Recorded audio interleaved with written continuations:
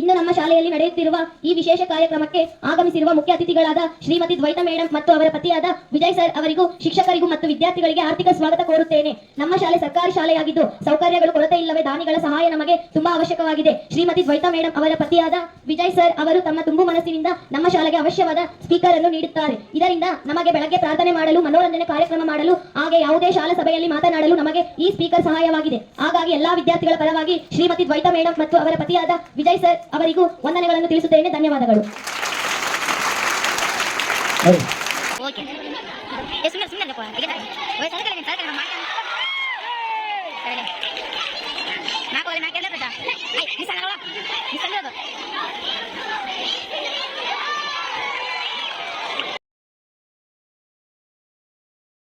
ಹೇಳ್ಬೇಕು ಅಂದ್ರೆ ಇದು ಬರೀ ಫೀಸ್ ಕಲೆಕ್ಟ್ ಮಾಡಿದೀನಿ, ಇದನ್ನ ಇಲ್ಲ ಅಂತಲ್ಲ. ಎಷ್ಟೋ ಜನ ಪೇರೆಂಟ್ಸ್ ಈ ತರ ಕೊಡ್ತಾ ಇದೀನಿ ಅನ್ನೋದಕ್ಕೆ ಒಂದು 2-3 ಜನ ಪೇರೆಂಟ್ಸ್ ಅವರೇ ಎಕ್ಸ್ಟ್ರಾನು ಇದಕ್ಕೆ ಡೊನೇಟ್ ಮಾಡಿದ್ದಾರೆ ಇದಕ್ಕೆ. ಸೊ ಅವ್ರಿಗೂ ಥ್ಯಾಂಕ್ಸ್ ಹೇಳ್ತೀನಿ, ಅವರಿಂದಾನೇ ಇದೆಲ್ಲ ಆಗ್ತಾ ಇದೆ ಅಂತ.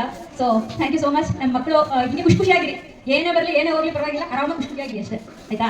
ಓಕೆ ಬಾ, ಥ್ಯಾಂಕ್ ಯು.